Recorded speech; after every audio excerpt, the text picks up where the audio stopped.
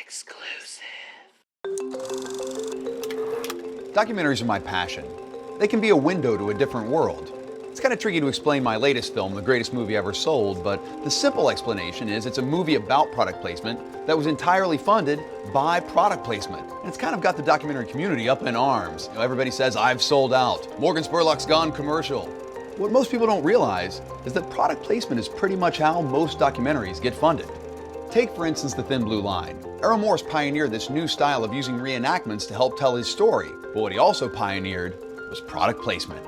In this scene, you see a Burger King cup fly out of the window.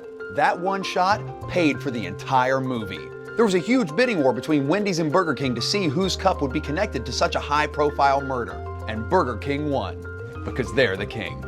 Woodstock, 1969. Cameras were on hand to capture a legendary concert event. But if you listen very closely to this PA announcement, you'll hear how that film was actually funded. Attention everyone, there is some bad acid going around, so do not eat the brown acid.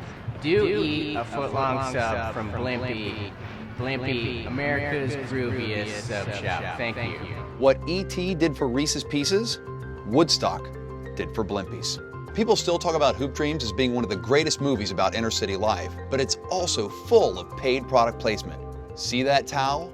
Little known fact, that towel was actually put there by the then flailing Bed Bath & Beyond Corporation. After this film came out, everybody had to have the Hoop Dreams towels. Take March of the Penguins.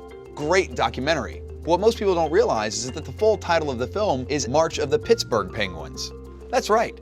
The hockey franchise actually financed all those trips to the Arctic. Watch it again. Every single shot of those penguins walking across the ice has a hockey puck in it. And who do I spy in the background?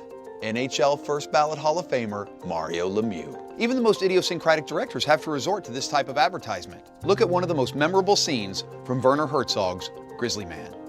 As I listened to the tape, I was impressed by the crystal clear bass tones of this Memorex Walkman.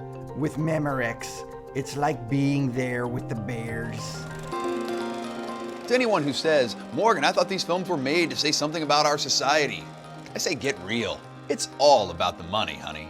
It's an artistic compromise as old as the movies themselves. Triumph of the Will, sponsored by the Nazis. Nanook of the North, the first documentary, more like the first 80-minute infomercial for Blubber. Everybody's doing it. So grow up and get with the program. And be sure and see my new film, The Greatest Movie Ever Sold.